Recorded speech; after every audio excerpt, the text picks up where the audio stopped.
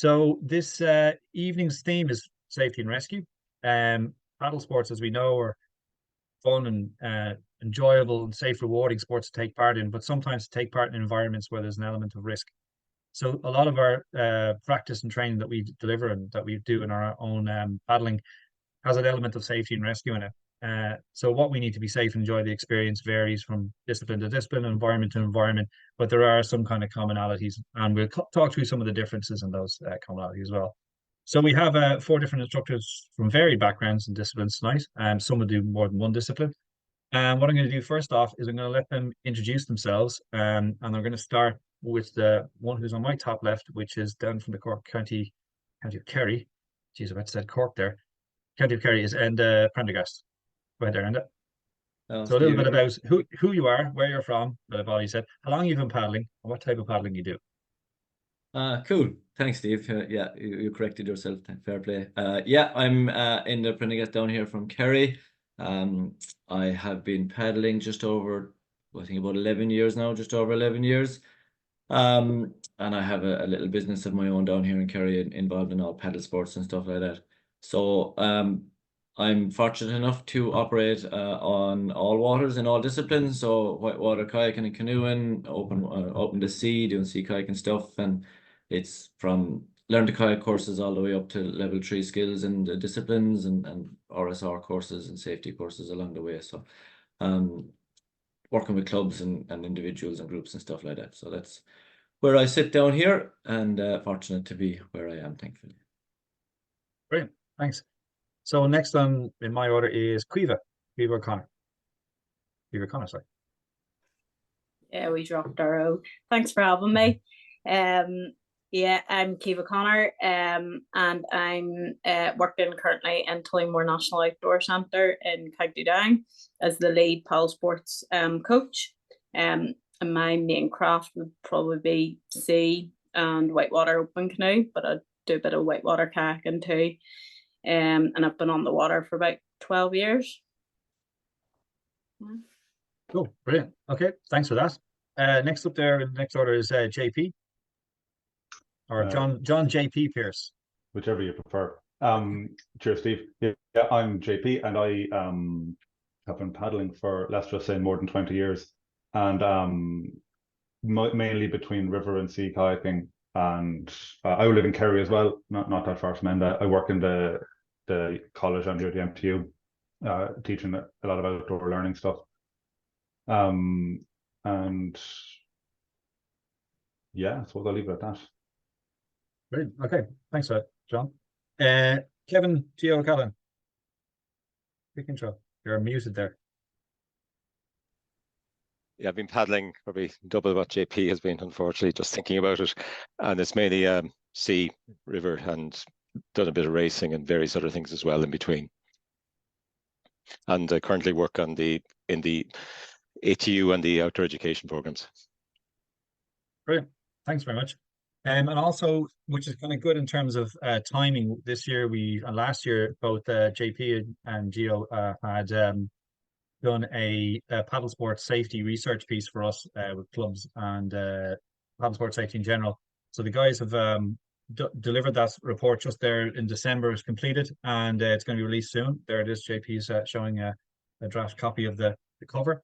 So a little bit of that is kind of relevant for us tonight as well. And there's a lot of things that might cross over that the guys have picked up, which is really useful. That we will obviously be, some of it's already been implemented and some of it will be implemented in terms of learning from it as a part of a research piece. So one of the first things I think we're going to talk about was a little bit of just that kind of, are there some kind of, like safety and rescue is a large part of what we do in paddle sports. Is there any kind of national guidelines or legislation that kind of governs that, or kind of heads is it overhead of that in terms of that, JP? Yeah, I'll take that one, Steve. Cheers. I won't bore you with the names of the legislation, all that kind of stuff. Part of the report we did, so Gio spent a lot of time with this, actually more than me, but he trawled through all the different legislations out there in terms of recreational craft and all that kind of stuff, and we come up with a list of the different legislation stuff. I'd imagine, I'll call them out to you now. There'll probably be no surprises in this list for you guys, but I think the thing to remember here is because it's legislated for, if something does go wrong, let's say there is some kind of incident and it gets investigated, the first thing they'll do is look to see if all these things were adhered to. And if they weren't, then there's obviously that's about the question mark about the trip in the first place. So what are they? So the first one is ensure that the trip was planned. That doesn't mean it has to be written out in a 5-page lesson plan or anything like that, but just that you've thought about what you're going to do and where you're going to go and how you're going to do it. And that you don't just rock up and go for it without any thought at all. You have to notify a responsible person of the plan and your starting and finish times. Again, something we'd all do naturally usually, but it's actually, we have to do it. You have to wear a personal flotation device, some kind of buoyancy aid. You have to have some kind of means of signaling distress and for alerting help. So that can be flares, GPS units, VHF units, all that kind of stuff, the person location beacons. And another one that was actually news to me when we did this was that we have a responsibility to report any incident we have that qualifies as a marine casualty. I won't go into the details of that in the theatre, to the Marine Casualty Investigation Board. So it's legislated for that if something happens, we should be telling the statutory body about this so they can investigate it if they choose to. Yeah. So that's one, sorry. Sorry, also in terms of method of signal, you'd have whistles and things like that for whistles, and then mobile phones in a dry bag and things like that would be not ideal, but not as ideal as a VHF, but for recreational paddling, it kind of tends to be like that. Yeah, and sorry, go on. If you go just a little bit more detail on it, there is a document called the Code of Practice for the Safe Operation of Recreational Craft. I think that's the name of it, and that's being updated at the moment. But that has some interesting things in it too. Like it says, if you're paddling on, I think it says remote class 3 rivers, you should have you have to have a personal location beacon, and if you are bringing a mobile phone, that it should be fully charged before you go. There's nothing crazy in this stuff. It's all very sensible stuff, but it is stuff that's, like I said already, legislated for that. We have a responsibility to keep these things happening all the time.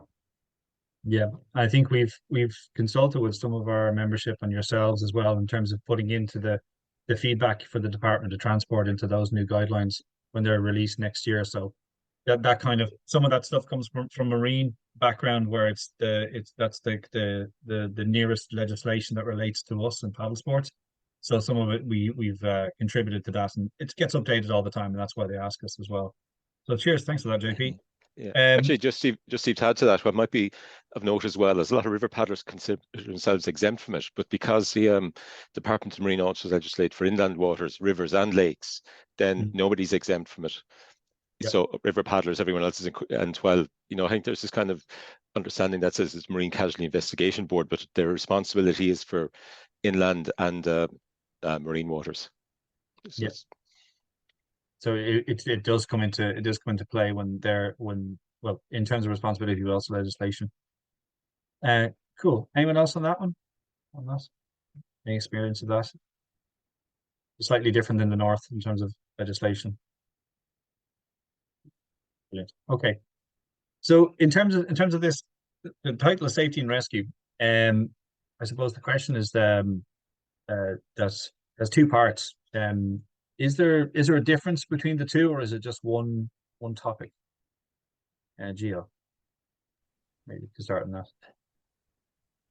I think I'd see it as more one topic, because ultimately none of us want to be involved in rescue. So the idea is ensuring something doesn't happen would be key for me, because ultimately for where I work, the amount of paperwork is that's not worth it. And that might seem a bit of a cynical approach, but generally everybody wants to come home at the end of the day. So the idea of actually thinking not so much in I suppose anticipating and being prepared to deal with it, because inevitably there will be capsizes, there's people will have to get hauled out from time to time, but it's actually making sure that that's as safe an experience as possible. So I see it as more of an integrated approach to it, whereas I think some people can see them as 2 separate things, but I think it's more anticipatory and then actually making sure that people are prepared to deal with that. So therefore, if we're dealing with it, it should usually be a last resort. Okay. So in terms of that kind of I suppose preparation that we do, is there anything that we do before we go paddling to make paddling safer? Caoimhe, do you have anything that you would do or you would recommend as part of before paddling? Yeah, like you know, looking at our weather forecast is a main thing for being on rivers or on the sea, particularly sea. We want to make sure that we're aware of the wind strengths and what our tides are doing. Having a journey plan, having a good idea. It doesn't have to go exactly like that. Having get out points. Being adaptable, I think, is the main thing to any of our paddling journeys, that we can turn around at the end of it or before it and go, actually, this isn't the day. This is the day for drinking a coffee in a coffee shop, not on a beach or on the side of a river. And, you know, realizing that human error is those things that lead to those big incidences. It's that Swiss cheese effect. So having protocols for if that happens, who do we contact, being aware of that we have a land contact as well that we can give that information to, and they're looking for us. And if we haven't give them a shout at 4 o'clock when we said we'd be off the water, then hopefully that person will be hunting you down. Exactly. Yeah. In terms of that's an interesting one. What's the I've heard that one before, the Swiss cheese effect. Can you explain that a little bit, or? Yeah, so some people talk about the Swiss cheese or your lemons lining up. So it's just that kind of thing of, you know, oh, someone's forgot their VHF or a buoyancy aid, or sure, we'll just go on. You can use this old one here. You know, oh, I've got a VHF, but then we lose sight of someone. We don't quite get our transition point. So maybe there's coming out of a harbour, as we're going around the corner, we lose sight of someone. Then it keeps unraveling. Someone hasn't got the right immersion kit on. They end up in the water, and that just keeps escalating from what could have been an easy fix to go, actually, I think you haven't really got the right kit today. I think you should go home. But instead we've went, oh no, actually we can make this work, we can make it work. And it just keeps actually going further down in the depths. Actually, yeah, because what Caoimhe is saying is really important, because when you look at a lot of accidents, they don't just happen.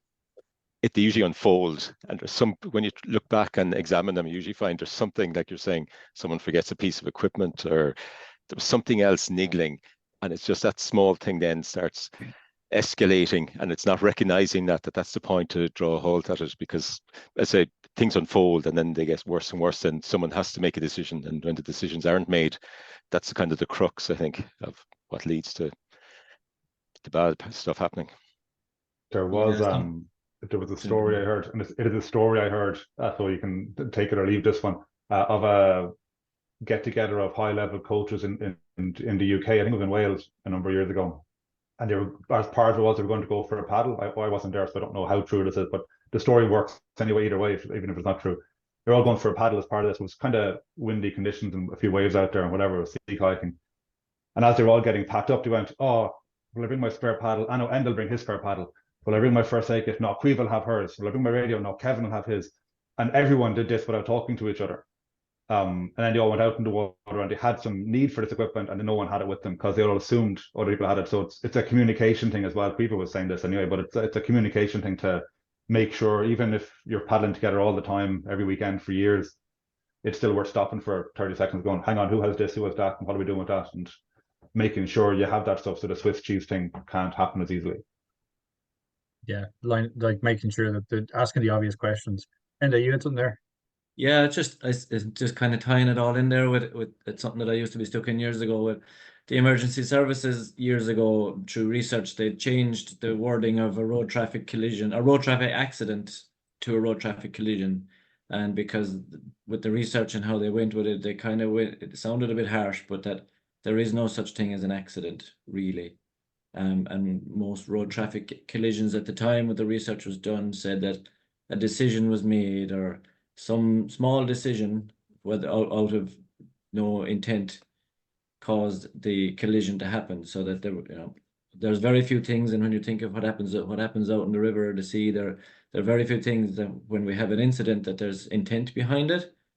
but sadly we could probably trace a lot of it back to decision making somewhere earlier in the day. So that switch cheese thing of like, oh, 0.8, not great. Oh, I've never charged a VHF. And it's harsh in some ways, but it's kind of the reality is that we can trace a lot of things back to a decision making process somewhere that could be fixed potentially. Yeah, I think it's all when all the holes in the cheese lines up, that's when the problem happens. Although it'd be hard to see some cheese like that unless you melt it. So what was I saying? The question you had, you said Caoimhe, you said that you look for kind of conditions and information to make sure it's the right type of weather or right type of conditions for the day. Where will you get that? Like whether it's for sea or rivers or anything like that, where would you get it, and where's people's sources for weather information? Is that to me? Yeah, sorry, Caoimhe. Yeah, so Met Ireland, Met Office, that'd be my first go-to. And then I'll be looking at probably another two sources of information. So I quite like Windy. It's a really good visual as an app on your phone. You can actually see what that's doing on the sea, on the land, on the rivers, lakes, wherever you may be paddling. And another one that I would use is XC Weather, and Windfinder is the other one. And for surf and things like that, then you have what used to be Magic Seaweed, which is Shoreline, I think now. Is that right? Yeah. Because I just go under that. And then for tides, you have quite a few good tide apps out there. My Tides is the one I would use the most. For tidal strings, that's starting to get more complex, and that's whenever you need to start looking at your going and doing a bit of education, either with some of the theory classes around tidal planning and coastal planning, or if you're with sailing crew, that you can get an idea of that, because that's a bit more than just looking at an app, unfortunately. But yeah, exactly. I think that happens. Anyone's got anything else on the anything they use or places they go to find stuff?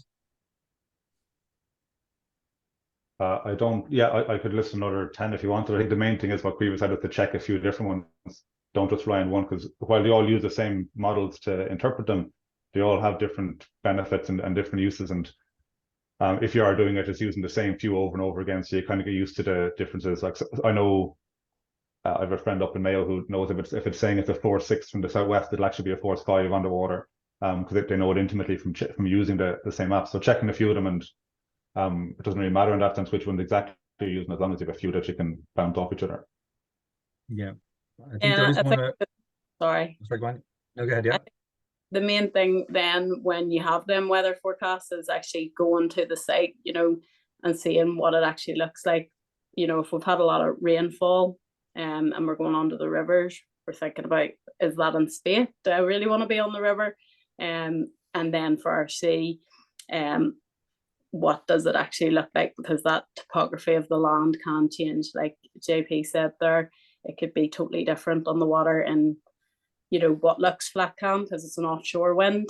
Then once we get out there, next thing we're not going towards the US, which isn't ideal.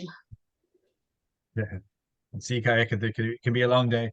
There was also one thing. I think one thing that came back to us recently is that if you're making a decision, whether in a capacity where you're deciding for a group, if you're trying to look at the weather and it seems to be marginal, that whatever the National Weather Service for your area or your country states as being, whether it's a warning or it's not a warning, the warning is on or off, the winds are this or that force.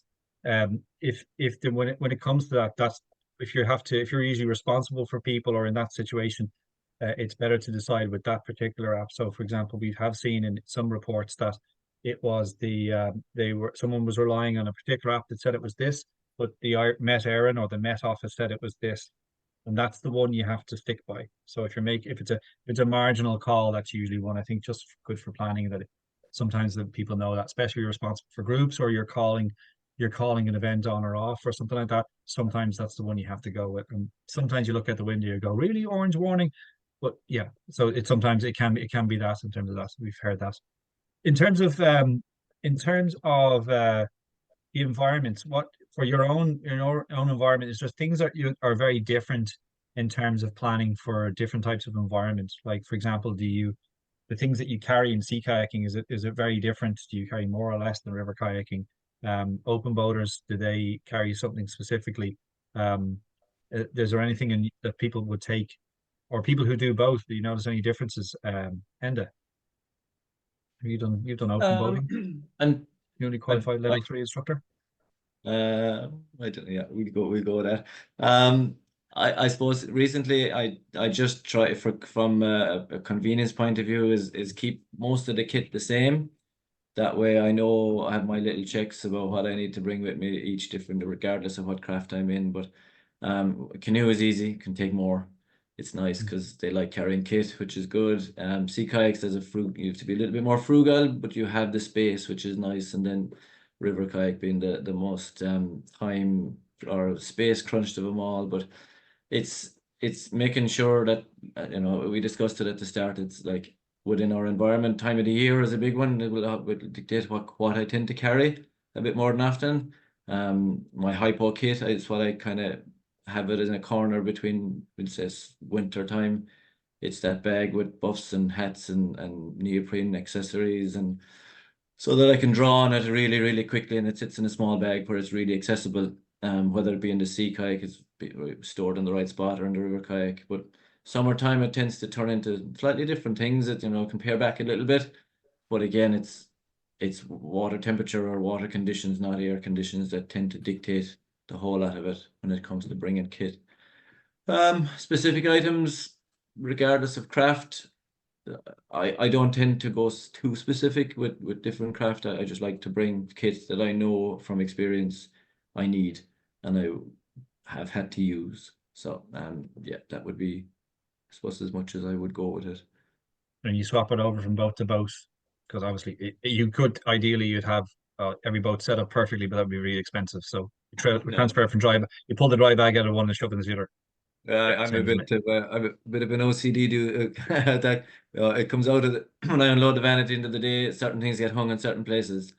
And then I have my bucket, and the bucket sits there, and then when I'm getting ready for the next day or the next group, or I'm changing boat or whatever, it's just everything is pick into the bucket, into the back of the van, and I do that weird mental dressing myself thing, and it looks weird, but I'm sure if anyone saw me standing there, my eyes closed and pretending to dress myself at the side of the van, yeah, they'd confirm what most people know. But yeah, that's kind of the way I go through my mental checklists, and I go through that way, making sure I have everything. Does everybody do that? Start with your feet, and have I got my boots? Look at them. Okay. Have I got my dry? Look at them. Look at my spray leg. Look at them. And you put the buoyancy on, helmet on, pointed it, and then the control bag did that, and then yeah. We're all Yeah. So it's a definite thing I see. Anyone else bring anything different, or is there kind of more equipment? And I know that sea kayaking certainly has some interesting stuff. I think maybe slightly different than that, but it's whatever kit you're bringing. You can find a list everywhere for that kind of stuff. But whatever you're bringing, there's two things with it. Is knowing how to use it is the first key thing, and then being able to access it when you need it is the other thing. So if you're bringing things because you were told to bring it, but you've no idea how to work a VHF, and you're trying to use it then, and you're on the wrong channel trying to get help, it's not going to work for you.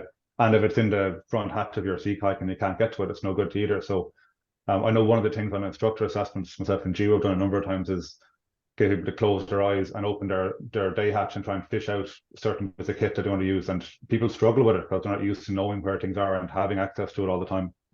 So yeah, knowing what you have, how to use it, and then being able to get it when you need it are probably as important, if not more important, than what you actually have with you, I would think. And so in terms of training, I suppose that's kind of a big part of what we do, as we say, with the safety and rescue. What kind of trainings are useful for or that you have found useful, or you see that people find useful out there? Is it basically focused on the rescue and the kit, or is it more the planning and decision making and judgment? Kevin? I think excuse that a nice question. Sorry.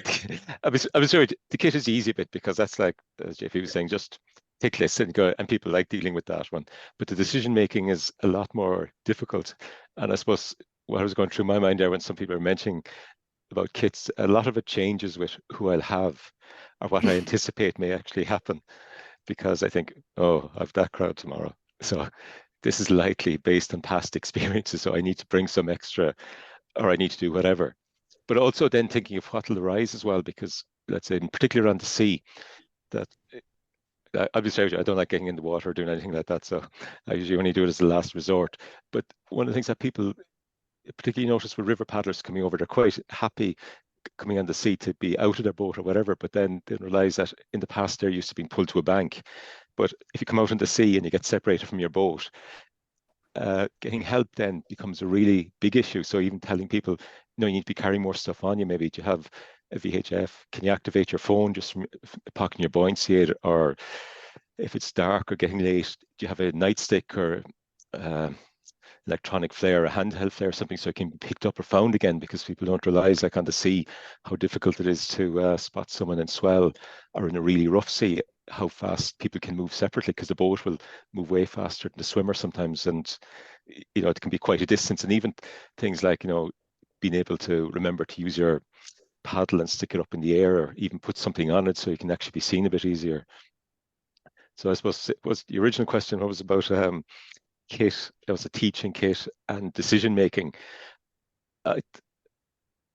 As I get a bit older, I think I try to get people to think a bit more and maybe anticipate about what'll happen, and then have scenarios that they can do in the training to actually simulate that. Because a lot of people, maybe I didn't think about that, and I said, so have a think about that, we'll actually try this out wherever it's going to be on the training course. And then that starts, and at the end of that I think you have to wrap it up as well, because okay, based on what happened there, what are we going to have next time, or what are you going to do tomorrow? So if it's a 2-day course, that's quite useful. And you see people starting to change slowly, or alternatively, they say, for the next time I'm going to see you, I need to have, or I'm going to have whatever. So I think that kind of anticipating and getting them thinking about that is probably a lot better than relying on the kind of kit approach, because people think they can, as JP was saying, they can buy their way out of it, then forget that you have to learn how to use it and utilize it correctly. And more importantly, I suppose, check it to make sure it's in working order the whole time. Mm-hmm. Yeah, I've seen a few first aid kits where they open up the first aid kit and water pours out of the dry bag, and it's been in there for a while, or the dead Mars bar in there as well. So check it is good, but yeah, kit it could make up for that experience and the time on it. I suppose that's why the training's there, but also kind of that kind of paddling with other people and logbook experience helps. Just in terms of we're talking about kind of the decision making, things like that.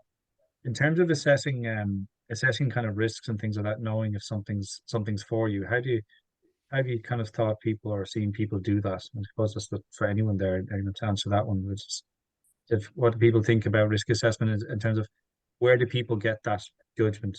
Is it just over time, or is it a combination of training and time? Is it something else, or how did you guys develop? Yeah, there's a big assumption there, Steve. You're assuming everybody will get it.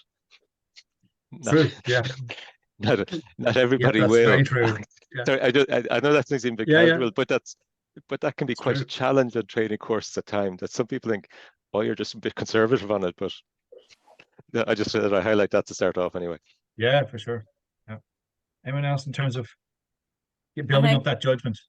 Yeah, when it comes to the risk assessing in the outdoors in general, it's quite a difficult task. So I like the idea of that risk benefit. So that's that idea of weighing up what is the risks here, and what are the consequences of those risks versus our benefit. And that's not just for yourself, but for your peers that you're paddling with, or your group that you're paddling with and maybe looking after. You've got to think about every person in that, and also if you're being led is taking responsibility for yourself to go, actually, this doesn't benefit me, and being able to kind of walk away. I'm not doing that. I'm going to walk around that, or today I'm not getting on the water. I think that's the key bit to risk. How you build that up, I think it's complex. It's a lot more factors to it, isn't it? Yeah, I think I so. think, go on, go on. No, no, sorry. I was saying, yeah, I was agreeing there with Kiva. Yeah. Um, yeah, I was kind of saying one of the ways you can build up that experience is by paddling with more experienced paddlers and actually talking with them. So I remember I did a trip a couple of years ago with a friend out on Brandon Head here in Kerry. I'm pointing that way because it's over there. And we both took different lines in our seacocks through these different gaps at one stage, and she got wet. A few waves hit her, and she had a bit of an interesting time. She came out of it fine. I didn't get wet, and she came over, looked at me, going, "Did you know that was going to happen?" I was like, "Yeah, yeah, I did, yeah." But she learned an awful lot in those 30 seconds by having a stop and think about, well, what are the three gaps? What do they look like? What's happening? And that's only going to happen for you if you have someone who's got more experience who can communicate that with you.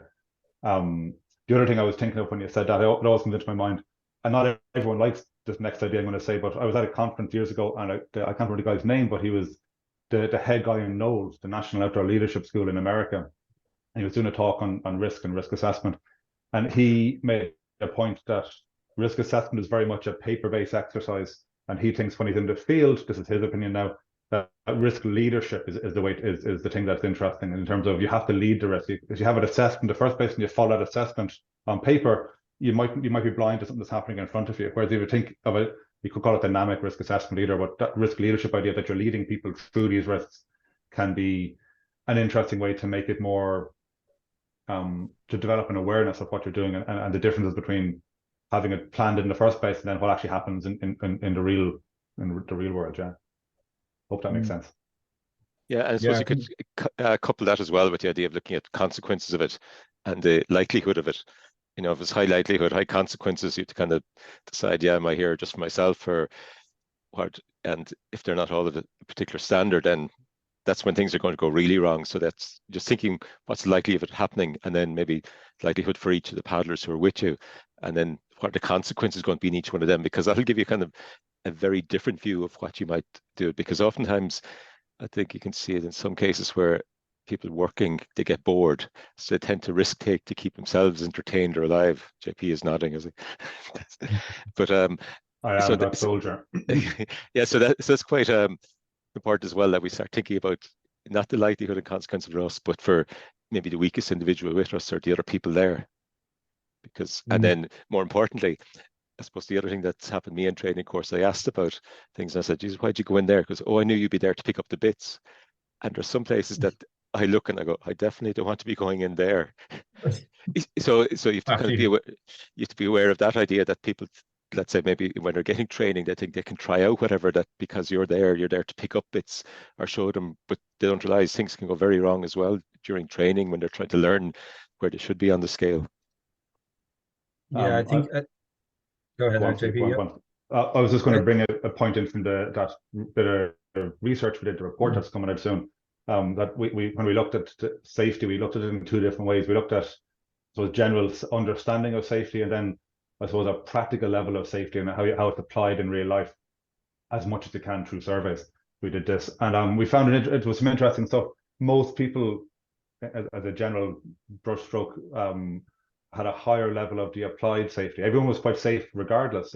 Not that there aren't places we can improve, but there was an interesting bit that there was a distinct difference between the actual, I suppose, in theory safety of what you'd say to someone if they asked you the question versus how you actually would act in a scenario, which was kind of interesting. It showed that people do have this kind of dynamic risk assessment. They do have an understanding maybe what Gio was saying there about the likelihood and consequences and how to apply that in real life. So yeah, just thought I'd throw it in there. Yeah, I think it's that. I think this. Yeah, the guys mentioned, as Kriva mentioned as well. It was the kind of idea that you may have your static risk assessment, the one you've written, or the one that your club has, or the one that you have in your mind in terms of where your limits are, where we decide maybe we get to the river that day, and in a preventative kind of judgment, we say I'm not getting on, or I'm walking that drop rather than taking the risk, or I'm not going to paddle through that rock up, or you're not going to do a particular thing, and it can start the safety and the rescue part starts way back by just not being there, simply removing the risk. But there's also that kind of, at least if you consider the risk beforehand, then that allows you to have that dynamic risk assessment in the moment or at the location, because you've decided to go there because it's within your limits, and then you make judgments while you're there to how much more of that you want to take on. And I think that's something that Yeah, has and come up. actually, yeah, and actually something to add to that, Steve, is maybe the idea of looking at near misses. That I think that was a thing that came up, that a lot of people misinterpret near misses and what they are. And in one set of replies, I think what people were describing as near misses were in fact accidents. So the kind of people being aware that we talked about earlier on, that accidents unfold. So therefore, that near miss incident, what it's going to be. And there's some people that mightn't like the idea of capsizes being regarded as near misses. But if you're on something and there's quite a lot of capsizes happening, that's probably a near miss flag going up. It's not something that's seen as run of the mill for people. So kind of getting into that understanding of near miss is something that we need to probably all be aware of, pushing a bit more. Maybe just to add to that as well, just in terms of what an accident and a near miss are, we spent a bit of time in that report looking at what they actually mean, and we had to find a way of distinguishing them. So what we ended up with was, in terms of definitions, we said that an accident is an incident that has injury to someone or damage to property or damage to the environment that actually happens, whereas a near miss is the potential to have injury to someone, damage to property, or damage to the environment. So I think one of the examples that in the report that Gio was talking about there talked about someone, they didn't die, is basically what the example was, and they classed that as a near miss. And like, well, no, you actually got hurt. There was actual incident. That was an actual accident, because people got hurt and things got damaged. So yeah, if people had a deeper understanding of that, which that was one of the places people could have improved on, maybe in terms of their knowledge from the survey we did, that could be useful. Yeah. So a near miss system would be a recording of all the things that where you, like, maybe you didn't have the correct equipment, whether you had a day out when there was just a little bit too much swims, and you might have learned that maybe that was a little bit too high a level for that particular group, or that you brought some friends along on the trip that were maybe not a thing. So you kind of avoided an accident, you avoided something that required external help or someone getting injured, but you learned something from it, so therefore you record that or you make note of it. Is that kind of the idea of a near miss? Yeah, and you could be very pedantic and say, well, everything is a near miss because anything can happen at any time. Well, that's going a bit too far. It'd be an example in my head at the moment is, you come out of your eddy on the river and you capsize and you go into a tree, but it's just a few branches, so the boat will go underneath it and you can roll back up. That'll be a near miss, and if something could have gone wrong, but it didn't, you were fine afterwards, as opposed to going into one that you get stuck in and it becomes an accident. So that kind of, I think everyone thinks they have a very clear distinction of it, but when it comes to actually defining it in a very black and white sense, there's the grey areas there in most people's interpretation of things. Yeah. So I think go ahead. And I suppose it's just something that can be tricky when it comes to like near misses and incidents is the mindset around verbalizing that to not only your paddling group but to an outside people on the outside. And there's, unfortunately, within our sport, regardless of the discipline, there's a perception that we don't talk about things because it might make us look bad, or we might feel bad, or it reflects on us as a paddler or a person.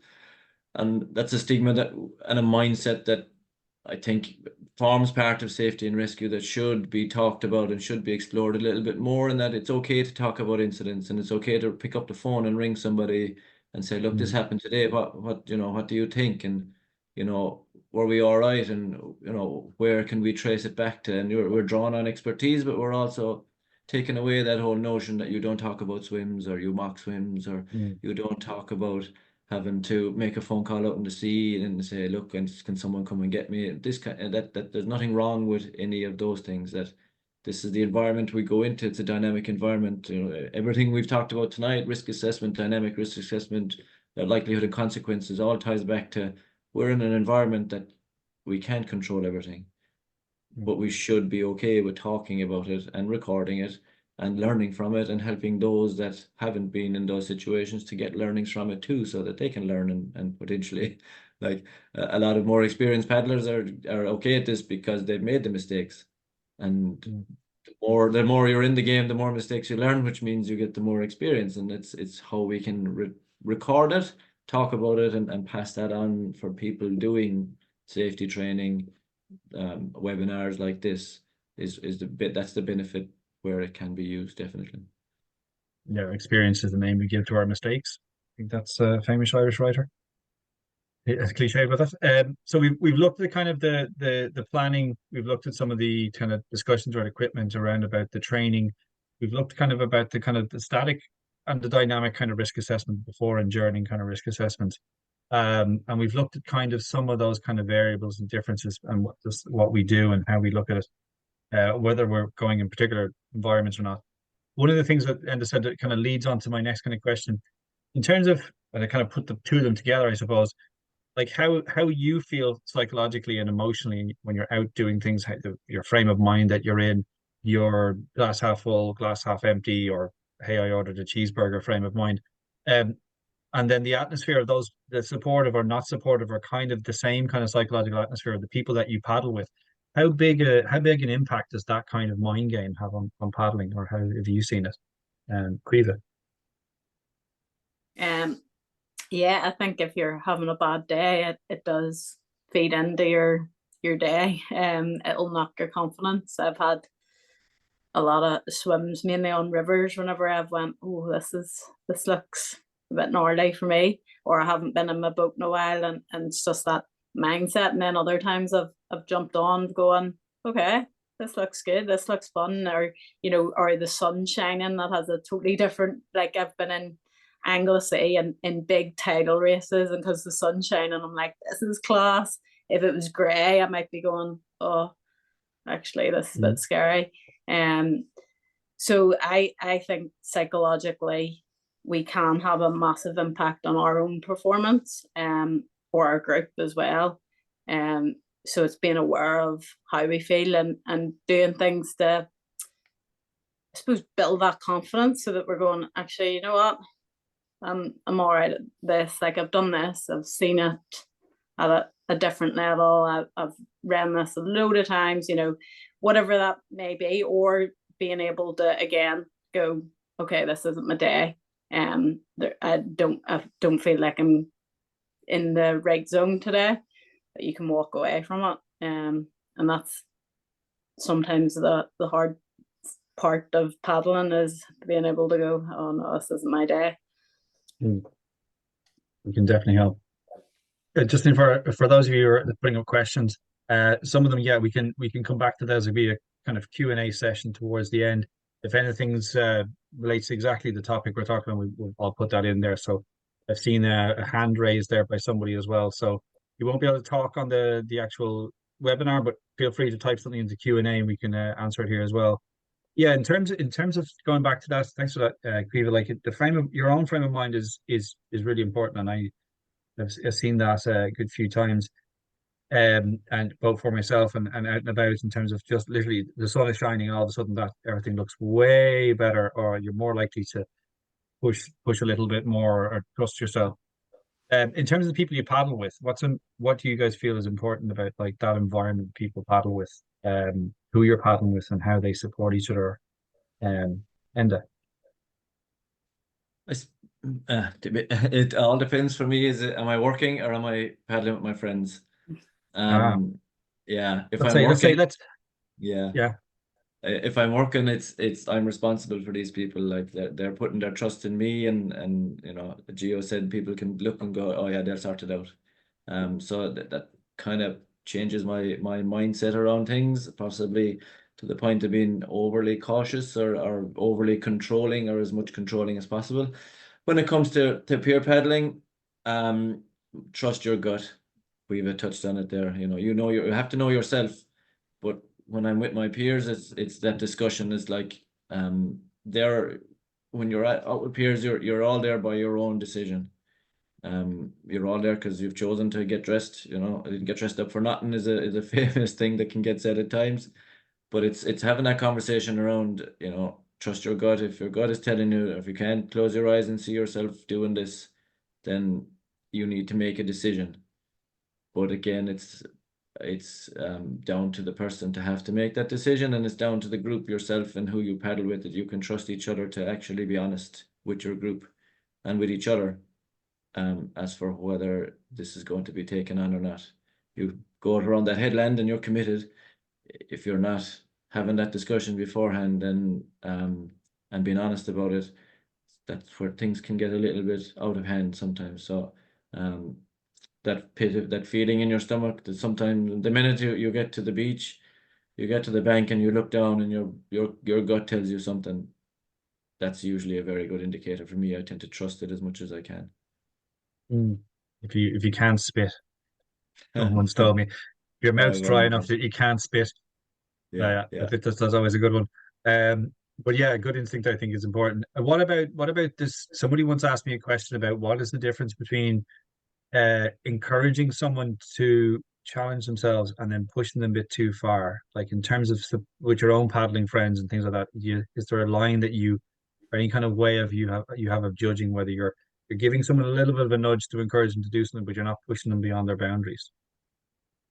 Any way that any kind of line there? It's for me, it would be, is, you know, it's a go, you know, your kid, you know, it's giving someone encouragement. Yeah, you can hit that line. You know the moves. You've done all it, but it's like looking at these consequences from our dynamic risk assessment. If it doesn't go right, can we fix it? Yeah. You know, is the skill set within our group there to fix it after? And if we can have that discussion and say, this, you know, what's the worst that could happen? You know, and yeah, you hit the rock, you capsize, you swim. Okay, if that happens, we're going to do this and we're going to fix it.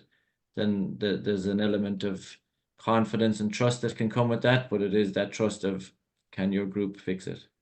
And if you can't answer that question, then it might not be the best idea to be thinking about the other option. Yeah, and I think within that as well, sometimes something can be completely safe, but if someone looks like they're a deer in the headlights, why are we pushing someone to do something that's just going to knock their confidence? Again, it's weighing up that what's the benefit if there is a consequence of just a swim even, or a capsize, you know, is that going to improve their confidence, or is that going to actually knock them? And as a coach, I'm always trying to think, right, where is my level of pushing? And generally you can tell someone's paddling well. You can tell by the body, can't you, straight away, if they're in any way like stiff, looking at something, walking around, waiting, hemming and hawing. I'm kind of starting to go, right, this isn't their day. But if someone's, you know, going, okay, asking a few questions, I'm not sure, but what happens, you know, but they're feeling, you can see their body language is open to the idea of doing it. It might be just a matter of going, you've got this, I'm going to be here. If you take a swim, this is what's going to happen. Boom, boom, boom. And that could be that kind of enough to go, okay, worst that's going to happen is XYZ, but you've got me, cool, I'm going to give it a go. And like leaving that to their judgment to decide, right, that's the worst outcome. Yeah, Brilliant. Yeah, I think so. I think it's that kind of supportive environment where someone kind of either knows you or knows the general body language of somebody who's like comfortable or at least open to pushing. But sometimes if that person's just first time in a river and you push them a little bit and then that's it. I'm never going that river, or I'm not going to that grade, or I'm not going to that sea state or whatever. But that can be something that sets them back, I think, sometimes. But it's a thing to look at. In terms of response, in terms of that kind of idea, I think Enda talked about it there. If you have a large capacity to undo the trouble, to get people out of trouble, if you have a lot of rescue skills, does that enable, maybe not with clients or working relationship or with clubs, but does that enable you to take more risk? I think that goes back to what Gio was talking about with likelihood and consequences, that if you can see that the consequences are quite low, you can probably take more, if you want to call it, risks, and people can try and learn more and be pushed a bit more. I'm not sure I like the idea of the comfort zone thing, because if you're out of your comfort zone, you're not thinking and you're not going to be able to learn then. I think it's a bit of a paradox, that one. But yeah, I think you kind of, as long as the consequences are low, the consequences are high, and they kind of touched on this one already, that you bring it back in and you make it a bit more tight and controlled. Yeah, it depends on what I'd say, JP, as well, is that depends on what we don't factor in sometimes is psychological consequences, because sometimes what we do is that can set that person back a long way. So you could say, yeah, we can do that, we can extract you, but if they're so damaged, sorry, that sounds a bit harsh, but if they're so affected by the experience afterwards that they may never take on a river again. I think you see it a lot with some river paddlers that I don't think that's a great way to go about it, because one's the physical side, but we never know what's happening mentally. And I think that's the more difficult thing to gauge when actually working with groups or even working with friends or people that, it's trying to find those telltale signs that you're not going to set them back psychologically. Otherwise, they're probably never going to advance again. They're going to what I call survive. And there's a difference being able to paddle a river and survive a river, or same on the sea or a tide race or anything else. I think I'll throw one thing out there for you. This is something I hadn't considered till I came across the idea before when I read about it. The nerd that I am, but we're all quite used to the language we use when we go paddling. And if you actually break it down and think about it, a lot of the language is quite aggressive. We talk about punching through stoppers. We talk about going rock hopping. These are all things that we take for granted because we're used to the culture and we're embedded into it, and it doesn't make a difference to us because we know what it means and we've done it. If you have someone who's not used to that, a beginner in a group, or just a less experienced paddler who's a friend of yours and you're trying to bring them out in that kind of language, it can set them up with anxiety before they start. And what everything the lads have been saying already has been about pre-preparing someone to do the best they can. And I think it's something we don't even think about as much. That I know I have a good friend of mine who works on the West Coast. It doesn't call it rock hopping, he calls it shorelining. Because he saw that it was having an effect. The language he used was having an effect on the group and their performance. So by changing the language to be more non-confrontational, non-aggressive, or not as aggressive, it can actually have an effect on how people can perform on the day. An interesting idea I hadn't really come across before. Yeah, I'd seen that once there's a rapid on the Socha on the Atona section, which is called Mini Cataract, which is below the actual bit of the red section is called the cataract. It was quite dodgy and dangerous. Bringing a group there, and the first year we called it Mini Cataract. Obviously, that generated bad ideas of this thing that's above that nobody paddles, that has skull and crossbones on and all the rest of it, or some people paddle, but it's very, very dangerous. So the color drained out of everybody's faces. But the next year we called it Fluffy Bunnies because there's two rocks down at the end that look like rabbit ears, and we changed the language to positive fluffy waves rather than holes. And this kind of positive language really helped people's mental attitude in approaching that rapid, and in turn people's performance went up because this is Fluffy Bunnies rapids. It's all lovely, cushy, fluffy waves. It's kind of fluffy tails and fluffy waves, and the two rocks of the ears. You're heading for the two rocks at the end. And that slight change of just even the words we use, the name helped to change people's positivity and point of view. But yeah, it's really important. I think that kind of does help people to change their atmosphere. And I think that is a good question. I think before we move on to the other questions that we have here is does that kind of, I suppose, how much of it is a mind game for personal paddling? How much do you think that it's psychological rather than ability? Have you ever seen very confident paddlers do well with very little training, and people who had lots and lots of training and experience not do so well because of, I suppose, an anxiety or kind of not being able to manage that mind game? I think most sports are psychological more than physical. There's a certain capacity of skill you have to get to, but once you have that, it becomes a mental game more than anything else, especially if you're at your limit or at the level of what you can do. If you're at a lower level, the challenge can be to take it seriously, to not get into trouble. You might be like, oh, I'm a class 5 paddler, there's only class 2, and you could get into serious trouble in class 2 because you're not paying attention to and giving it respect that it deserves. But yeah, I think a lot of it, sometimes the psychological, just off the top of my head now, but sometimes the psychological preparation can come from the physical preparation. So what Endo was talking about having his stuff hanging up in a certain place and packing, going through that kind of routine and having all his kit together. And I know I have a friend who won't get into his boat with mucky shoes. He'll wipe them off and he'll get him with clean shoes, and he'll splash himself a few times. It has to be 3 times. There's all these good little routines people have that help them get there. And they might sound silly, but they actually do help to perform these things. And sometimes it comes from that, those little kind of nuances and preparation that can really help you. Anyone else on that one? Anyone else have anything they do? Any kind of little pre run the rock hop or run the rapid or hit the surf, take the wave kind of rituals that they do? Splashing water on the face. I probably before like tidal races and stuff, I would always put a bit of water on the back of my neck because I was told once that stops the cold water shock because you've got like pulses and whatever. And then I generally will do a roll, and I'll encourage my Yes. either if it's a group that I'm leading or I'm with my peers, I'll say to them, here, do a roll, just because psychologically then I go, okay, I can roll here, I can roll anywhere. Does help. And or Gio, is there anything that you do that's any rituals? Visualization is probably a thing for me.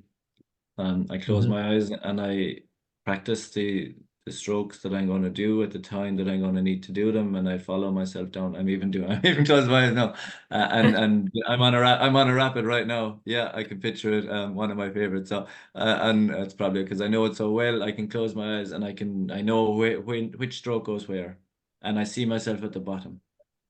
And if there's some time I can't see myself at the bottom, then that can get into my mind, all right. But generally, if I try to do it and it gives me that mind, yeah, I'm going to end up there. I'm going to do all the right things, and then I'll feel it out as I go. For me, for visualization. Anyone else use As visualization? as the guys were talking there, it reminded me of a presentation Neil Fleming gave years ago to a bunch of kayak instructors, and he talked about the warm up. We all know you do a warm up at the start and you get onto the river, but he was making he was bringing that warm up into a psychological realm, I think, in saying that when you're coming up to the more complicated or complex sections of your trip, you should redo the warm up so people are physically ready for it. And if you do a warm up at the very start of the river trip and you get going, you might be sitting in an eddy or sitting waiting to go around a headland or whatever it is, and you might get a bit kind of stiff and tight, and you have time to think about it and get that voice in your head telling you that it's all a bad idea.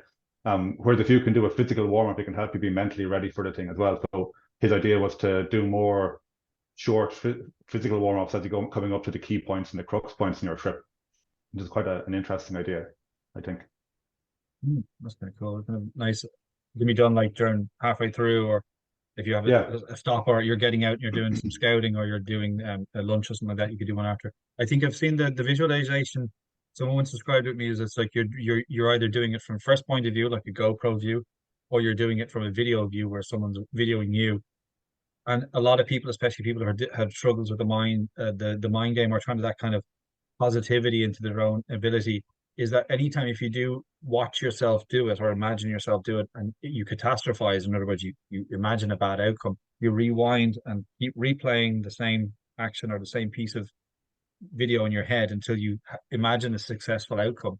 You do that one or two more times to hopefully kind of ground that and kind of, right, I've imagined myself successfully getting through this, so if I can think it, I can do it. And that's something I think visualization I've heard before, which has helped me anyway. Yeah. Go on, Gio, go on. I was getting a bit concerned. This all sounds a bit kind of rough and damaging. I thought I was going paddling for fun or for nice places. So, that's true. If anybody's some people listening thinking, "Geez, what the hell are they doing altogether? Is there any fun in that?" Because because I think that people go for different things. So because when we straight into kind of can be a bit more dramatic or whatever. I feeling a bit left out, and I don't have something to do, or maybe, but I think you have to remember that as well, that everybody's in it for what I call maybe the extreme or the really rough stuff. It's for kind of the beauty of where you can get to and landscape and things like that as well. So just in case people are getting the wrong idea of paddling. Yeah, once you start talking about rescue, it heads that way because you're like, oh, it's this time. Yeah, I think that's an important point, and I did say at the top that it is it's a really rewarding kind of set of paddle sports, because you can go so many different places, and there is I suppose we do, when we talk about this topic, we do take a lot of that for granted, that it is one of these wonderful things to do. So we have a few questions in. People want to add in some more questions there. There's some very relative to the topic, and there's some ones that are like just asking for general advice. So in terms of moving on from the questions, I'm just checking if there's anything else. In terms of practice, it's important to practice much of this in terms of safety, whether it's the planning, the preparation, the risk assessment, the making decisions, the kind of visualization. Is there anything else that you guys that you found that you might have learned on a training course that you now still go back to and practice every now and then? Say, Quiva. I say I kind of preach this all the time. Last year we ran a season and the year before called Get Wet, Stay Safe because of the rise in paddle boards and paddlers going out. That, you know, a paddle board you can get for what, €300, 200 quid from Tesco or Lidl. And so we had a 200% rise within the RNLI of rescues because of paddle sport. Wow. And on those courses, the main thing that we were teaching was that you need to be able to actually look after yourself. So get yourself back on, get your friend back on, work together to get back on. And whenever I'm working with clubs or people who are just wanting to go out paddling, we do get the odd solo paddlers, that they know every season whenever they're starting their paddling again, just to go over those again, those little rescues, because it just takes a little bit of time to forget, oh, what way did I do that? Or your buoyancy isn't quite fitted right or whatever. But the more we do them, the more we kind of go, oh, there's the sweet spot on my boat. That's where it starts to roll. Oh, I need to be more this way, that way. You know, we problem solve. But we lose those little tacks if we don't do it often enough. So just reinforcing what we know already every season that we're starting up again. Yeah, it's really useful. Yeah, definitely in terms of practice. Anyone else? Something that you guys do? Would you kind of tend to still practice or to keep finely tuned? I think one thing that can be useful is to go out on easier water and make it hard for yourself. So again, the consequences aren't very hard, but you can still challenge your skills so that when you do go out in more challenging conditions, you're a bit more confident in your abilities to physically paddle it and also to mentally read what you have to do to do it. I think that's the hard moves, easy water kind of concept of pushing yourself a lot harder on where you're comfortable before you move to the next stage, if that's where you're going in terms of testing yourself. Cool. I And think one of the ones as well that we forget about is about physical fitness. That as probably I get older, I realize you have to be a bit fitter or I have to be able to operate, because a lot of people don't seem to. I'm quite surprised sometimes dealing with some students that they're not fit enough to kind of keep up, or whereas I expect that I'm going to have to work harder to keep pace with them. But there seems to be a decline in fitness, which does actually impact quite a lot on performance and where people can be when you're actually out as well, be it on the sea, be it on rivers, on a lake or whatever. So that's something I probably have to do a bit of as just fitness training, just to try and stay there so I'm confident in what I can do. Yeah, I think so. That's something that I've even kind of noticing it just in terms of where you can and can't reach, and things you used to be able to do with the boat. You're like, whoa, but that was for, you know, it can, you lose them if you don't practice them. And if yoga might be one of the things I think be the best for most paddlers. I think every time I've ever had a group of paddlers together, it's eventually someone just discusses doing some kind of stretching or yoga to keep yourself flexible to be able to do some of the things you need to do. Brilliant. Okay, so what we're going to do is we're going to move on to some of the questions that people have sent in. There's just a quick one in terms of someone sent in terms of fluffy waves and rabbit ears. Did the paddlers still think it was cute and fluffy after they got through the rapid? Yeah, the rapid wasn't that hard. It was just that the name, it's like this concept that once a rapid has a name, it becomes significantly harder, or once a feature, whether it's on the sea, has a name, it tends to take on a particular prominence. But yeah, they still thought it was fluffy and cute afterwards. Someone's asking for what knife would you recommend for sea kayaking? It's a very specific question. One that works. That sounds cynical, but the sea is hard on gear. So whatever. 7 of them, because they'll all rust. Yeah, some of that, and like even the stainless stuff rusts a lot. So sometimes the cheaper ones that fishermen use for gutting are handy, and maybe ones that don't fold, because at least they'll always come out of what they're in.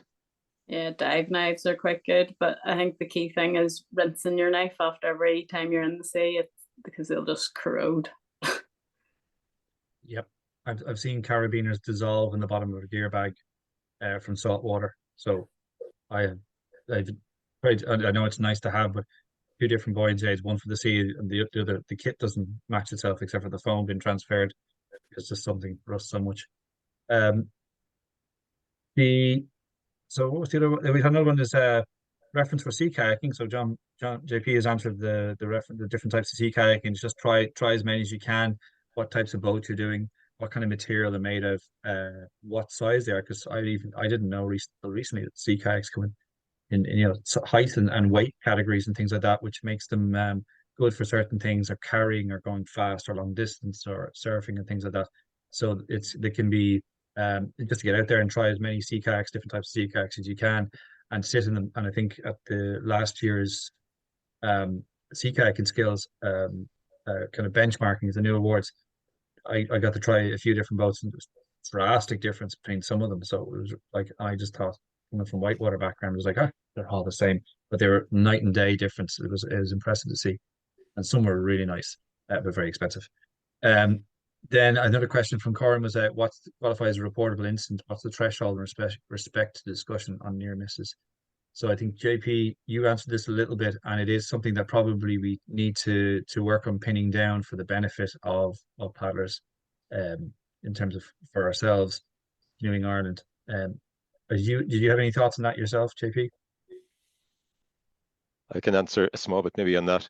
There's some other experience because I've been involved with the mountain training boards, and one thing they actually have, which I thought was very interesting when I first attended them, this is the Mountain Training Board UK and Ireland, was that there's a near misses recorded at the was it every 4 months they've actually a board meeting, and what's significant about it is each training board is equivalent to maybe the TDU or a training element in Canoeing Ireland reports, that they can see patterns emerging, and then they can either have a circular or look at updating training or making people aware of what's happening. And like some of the things that have come out of that is just maybe some equipment pieces that have been involved in multiple incidents, or alternatively people lacking skills in a particular area. So while it's going to be challenging to know what's there, I think there is a role there for looking and maybe not being too prescriptive initially, because there's a lot of potential benefit for the sport later on from it once you have enough data to see what's happening in reality. Yeah. Sorry, quite across the JP there. Just to add to that, I think Enda made a point earlier on that we're quite closed off when it comes to sharing our experiences of near misses and accidents, and that's a cultural thing here. But in other countries, like say New Zealand, they have a national accident and near miss reporting system where people share stuff willingly all the time. And I think if we could go that way and have, I know we talked recently about Canoeing Ireland having a database that we could report all these things to. And in fact, it went as far as all adventure sports having something similar, that conversation. But I think if that was happening, it wouldn't, Corin's question would become a little bit moot in the sense that we'd all report all of our incidents and accidents through this Canoeing Ireland database. Canoeing Ireland could review it, and then they'd report them on in terms of the ones that are reportable to the Marine Casualty Investigation Board. That would be, but that's a ways away yet. That has to be designed and thought through yet. Yeah, I think that's on the next strategic plan, is to implement a reporting system to initially give the clubs and some of the clubs and providers, if they want to have just templates and get into the practice and habit of doing it, and then later on that will then hopefully lead into using a system once we have something that suits. Brilliant, and cheers for that. The next two questions are, one is what are your thoughts for those who are applicable to on wearing a cow's tail on white water? So I think they mean probably a quick release chest harness with a cow's tail with well, there's the question, with the carabiner it comes with, which is a snap gate or screw gate carabiner. What are people's thoughts on wearing one of them? I know I will. I think it's a great thing to wear if you know how to use it properly. Yeah. A lot of people use them on flat water for towing, and then that becomes an automatic thing. I'll just use it for towing in white water, and that can cause all sorts of issues. Again, if you don't know how to use it properly, because it's not designed as a towing system, it's designed as a rescue tool. So yeah, if you're using it well, it's a great thing to have. If you're not using it well, like any bit of equipment, it's not a great thing to have. That's a bit of a cop out of an answer, I know, but it's not probably what you're looking for. But that is the actual answer I give. Yeah. It depends. Yeah, it's for me, it's like everything you use or you carry. It's why have I got this, and do I know how to use it, and do I know what its purpose is? And if you can answer all those questions, then there's nothing to say. If you can stand over something, you go, I wear a cow's tail on my buoyancy aid because of this reason, and you've done the research and you can answer the questions for yourself. You know, as JP said, towing on flat water. I did it myself for a long time. I had the big carabiner, and I used to clip my paddle on flat water when I was doing X rescues, because it kept my paddle near me. And then, yeah, one day I fell over and it was attached to me, and I had to figure that out. You know, and that was a learning for myself. And it's that why do cowtail go on buoyancy aids? Well, do the research, look it up. Everyone has an opinion on these things, but there is the research there to say it, and its specific purpose is one thing. It gets used for different things, but if you can understand it and give your reason, then that's the reason why you carry a cow's tail or not. Yeah, I think it gets they go through the pros and cons in a lot of the rescue courses. There's some real technical research out there, but I think Llewellyn Collins in the UK on the releasing of under pressure of the quick release, and then how should it be threaded, and the recommendations would go through the plate and then into the plastic buckle, these kind of things. So that's there. It's out there. There's also yeah, sometimes it comes down. There is a bit of preference. I know that I've got rid of the big snap gate that goes around the paddle, but put on a carabiner, because if you use to extend to clip into the rope, you want to be able to turn around and do something with that knot. There's lots of different reasons, and there are preferences. There are certain things which are you'll go through in rescue courses, which are basically this is the current thinking, and sometimes it does change a little bit, like CPR, as in there's research out there, and they say, right, well, we do it this way now because of, as Gio said, there's been a collection of incidents. People have seen something with a particular piece of equipment, and the recommendation is now this. So it does change from time to time. So it's good and important to kind of keep up to date with it through courses. The other piece question we have in here, so thanks for that. It was an anonymous attendee. What small piece of gear have you found helps in rescues in other river running, on other river running in grade 3 plus river, beside a boat, paddle, spray deck, and a buoyancy aid?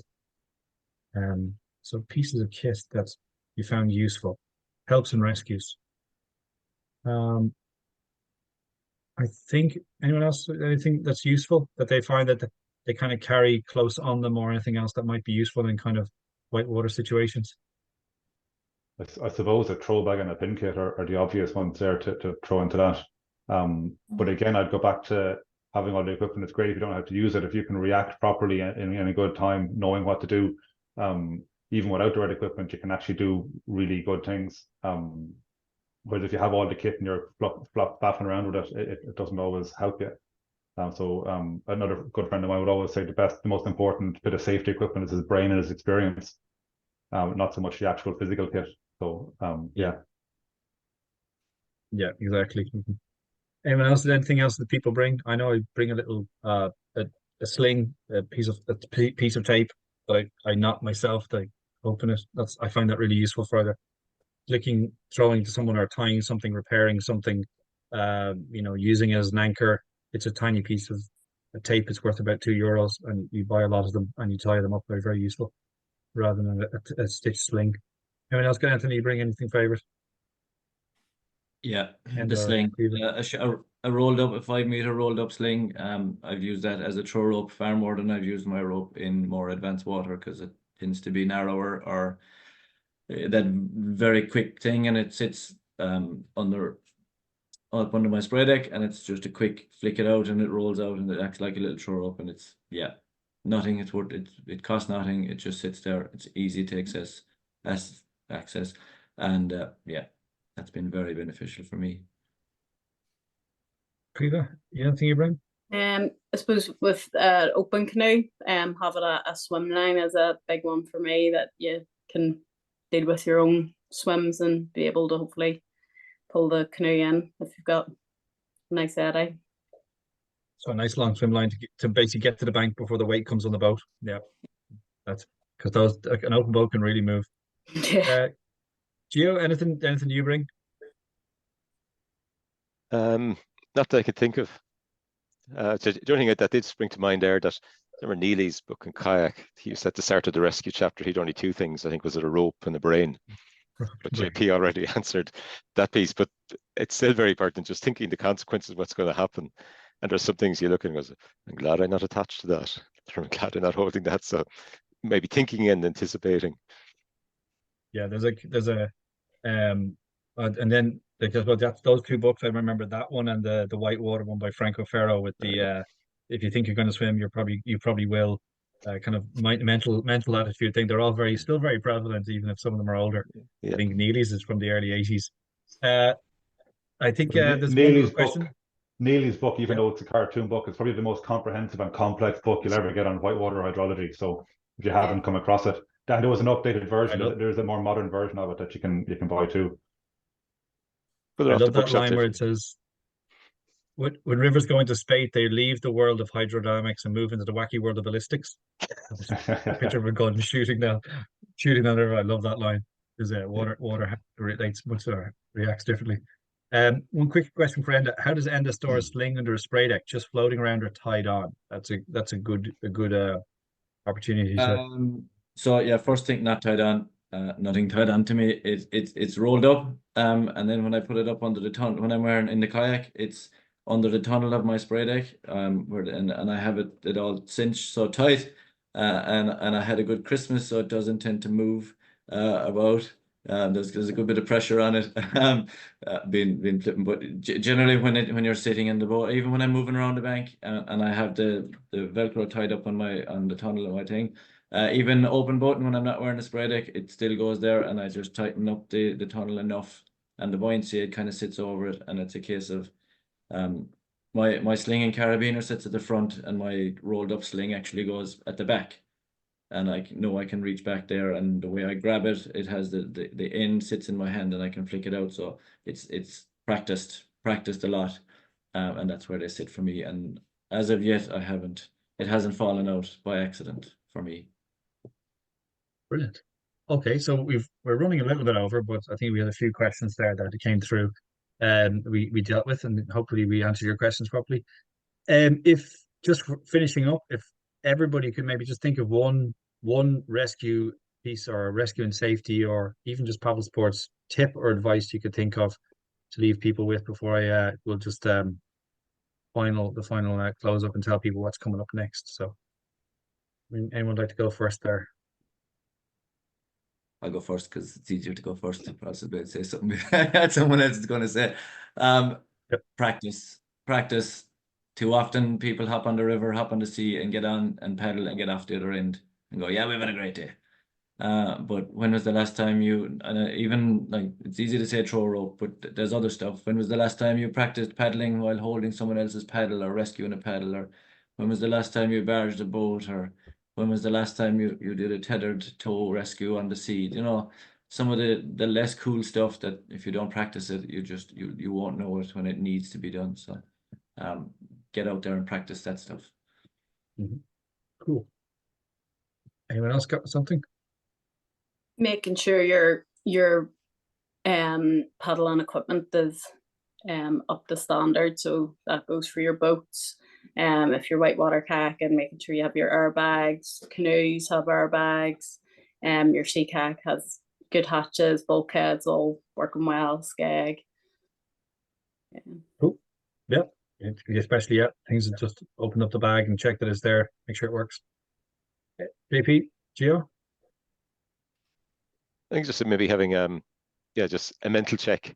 If I'm going there, is it going to be, that's the idea I suppose we started out about preparing, is that have a forecast what a consequence is going to be. Do I really want to be there and not? So that's kind of just thinking ahead and maybe anticipating would be the main thing I'd probably do more than anything, and particularly thinking in relation to who you're paddling with, anticipating for them. Okay. I think kind of like what Gio and said, what all you said really is it's that anticipation and that preventative idea. So go out on your easy home run or your home trip and say, well, okay, where have I not been before? I'd say, how can I get to different places? Where can I position myself? If I'm in that position and something goes wrong over there, how fast can I get to that position to help? Because a lot of the talk we had there was about almost a stable situation where we have time to think about things. But a lot of the skill in safety and rescue is to avoid things getting to that stage in the first place. So if you're in one position, are you able to get to this other position? And just even you almost make a game out of it or a challenge for your friends out of it to say, well, okay, who can get from there to here the fastest, or what's the most awkward position we can start in, and have a race to see who can get to this bit first and all that kind of thing. Just to, like Endo was saying, to keep your skills sharp and through practice and things along the way. Yeah, cool. I can make a different paddles fun for different reasons. Would be great. So, listen, thanks to all of you. Thanks for the chat. I know it was kind of more of a chat. Kind of we wandered a little bit. There's kind of we tried to have a little bit of structure to it, but as we said, things we head off in different tangents, so we follow them to make it interesting. So thanks to everybody here. Thanks for the brilliant panelists, and thank you for watching and coming and engaging with that. We'll have plenty more workshops over the next couple of weeks. There's actually the next one is on the 6th of February. That's a Good to Go award, which is a award that we have in Canoeing Ireland for kind of based on the kind of it's a award that can be designed by participants. It's more participatory, and it's something that most instructors can deliver. It's not so focused on the acquisition of skills, so it's kind of a good award for instructors and clubs in particular. And then we've got rolling workshops tips on the 13th of February, which is popular last year. And then we have 17th of February, the Sport Ireland Anti-Doping Workshop, which is information on that as well if you're involved in competitive sports. Then on the 27th of February, we have a setting up event with Kieran Kipper Maguire, which is asking and answering questions and kind of discussing how it is to start from we want to do something as a club or an event or provider, and all the way through to finishing process of it. And then the last one is on the 6th of March, information about safeguarding, and that's basically delivered by Heather, our child protection officer, and that's kind of looking at how clubs in particular would deal with any kind of queries or questions they have and kind of workshop through those. So if you have any questions, don't hesitate to get in touch with myself at development.canoe.ie, and all the content as well from this will be available once we get it uploaded to the YouTube channel at the end of the series. So thanks again for everybody for joining, and see you out in the water.